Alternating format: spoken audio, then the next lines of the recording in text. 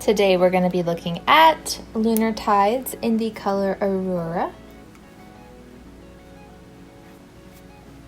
So these are human hair swatches, but the only one that is virgin hair is the number 4 black swatch. The rest have been chemically colored or bleached at some point in their existence. The numbers at the top do not correlate with hair levels. They just help us keep track of each swatch because I will be doing pictures and video clips near the end of the video. One is pink, green, and red are across from each other on the color wheel, so I wanted to see if the green would cover the pink.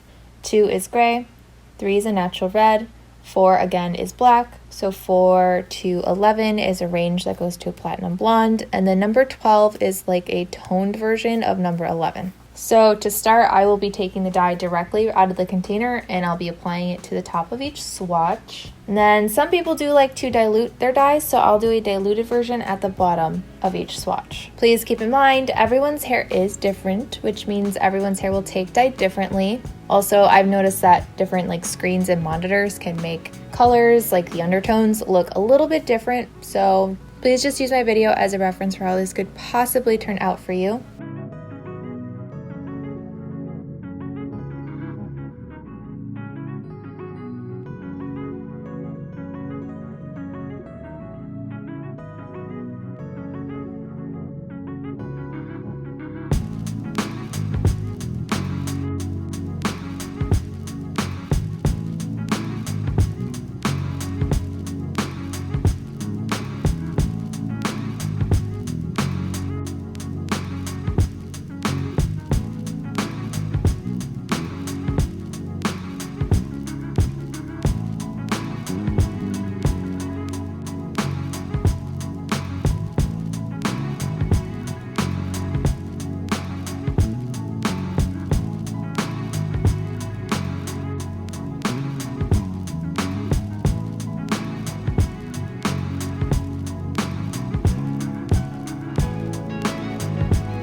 For the diluted section, we are going to do a 1:2 ratio.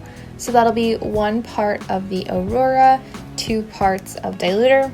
I considered doing equal parts, but I felt like it looked really similar to Aurora, but it does lighten up quite quickly.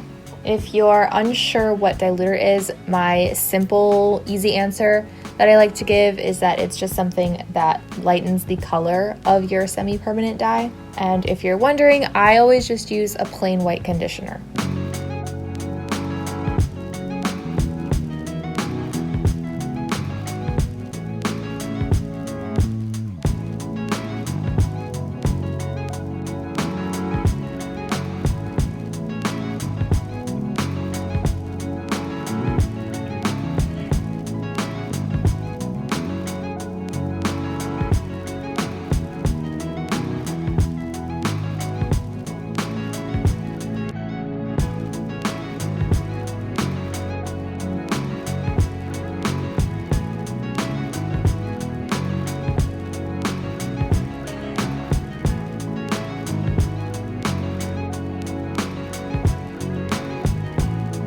I'm gonna let these sit for about 3 hours. I will then rinse them out, and when they're dry, I will meet you back here. I'm super excited because Lunar Tides actually reached out to me and gave me a code for you guys to use for an extra 15% off, and that is code FLOXY. I do make a small commission when this is used, so it is an affiliate link, but of course that always goes right back to my channel, so feel free to use that if you are interested in this dye or any other Lunar Tides dye. So let's start with number 1. That one was pink, and the green definitely covered both the top and the bottom, so I don't think this shade of green would be right for neutralizing if you have pink in your hair. Number 2 was gray. As usual, that one turned out a lot more cool toned than the rest of the blonde swatches, so it almost looks like it has a slightly bluish hue to it. I mean, for a green, it's not blue at all, but hopefully you know what I mean. These are very yellowy in comparison. As for the natural red swatch, I think that did a little bit better of a job if you're looking to neutralize. The top definitely looks more green, but the bottom looks a little bit closer to a brown than before. It did look a little bit more red, and now it's definitely lost some of that redness. Number 4, there is no difference. There's a slight difference on number 5, but with how it kind of looks, I think this is a dye that's probably a little bit better if you have blonde hair. I think 10, 11, and 12 look the best. It did turn out really nice and smooth and consistent on number 9 as well, but if you have anything like 9 or darker, it may wash out quite easily if you have virgin hair. On the 10 and 11, it almost has a little bit more of a neon quality than it does on the rest of the swatches. The diluted section on number 10 took really well. It looks really smooth, but for some reason, it just looks a little bit more saturated and bright on the number 11. So I would say only use this diluted if you have like very, very light blonde hair. Unfortunately, on number 12, it looks like there was some glue on the hair from whoever glued this to the hair. So I try to ignore that. It looks really good on number 12 as well. It is slightly more cool toned than the blonde swatches, but it's not as cool toned as number 2. And it also looks just a little bit darker as well. So for comparisons, I did a Gemini mix earlier in the year where I mixed Moonstone and Citrine together, and I got a very similar green. And I said in that video, when I do Aurora, I will do a comparison with the Gemini mix to see how similar it is. So let's do that. This is comparable to number 12. This is comparable to number 11, number 10, and number 9.